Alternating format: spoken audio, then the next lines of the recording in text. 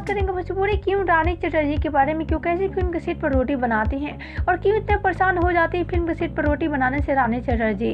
तो वीडियो में आगे और इससे पहले वीडियो को लाइक कर ले, चैनल को सब्सक्राइब कर ले, वीडियो देखने के बाद इसे शेयर जरूर करें।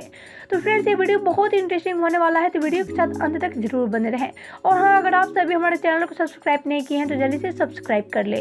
तो चलिए वीडियो की शुरुआत करते हैं, आप सबको बताते हैं। श्रीमती लोग करते देखो मैं कितनी राउंड रोटी बना रही हूँ। ये मैंने बनाया है। क्या क्या करना पड़ता है शूटिंग पे?